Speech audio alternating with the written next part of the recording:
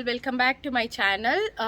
Today our video is regarding CPT modifier. It is a continuation of the CPT modifier which we are doing throughout. Okay, so if you're watching my channel for the first time, please do subscribe, and if you find it interesting, please do share it with your friends also. And one more thing I have to note it here.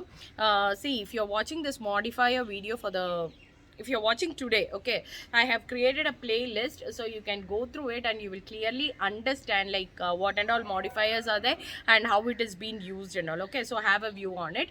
And I'll introduce myself. I'm Dhanya Kamal. I'm a CPC certified trainer and I work as a training consultant for DV Sahasra Tech Solutions, Chennai, Kerala and Dubai. Okay, so let's enter into the video. Today's modifier is modifier 76. Modifier 76 in the sense repeat procedure by the same physician. Okay, repeat procedure by the same physician is called as modifier 76. For example, a procedure is being done to a patient. Okay, in the post-operative period, if the patient is experiencing any complication, so immediately what he will do, he will come to the same doctor and he will say, doctor, there is a complication in the procedure side. So again the same physician will repeat that procedure. In order to cure that complication, he will repeat that procedure. That is called as modifier 76. Modifier 76 in the sense already a procedure is being performed. Due to some complication resulting,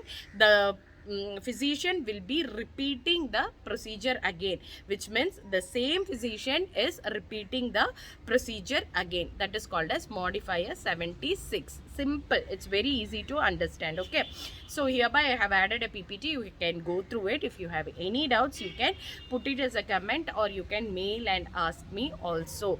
Thank you so much for your time. Thank you. Bye bye. Take care.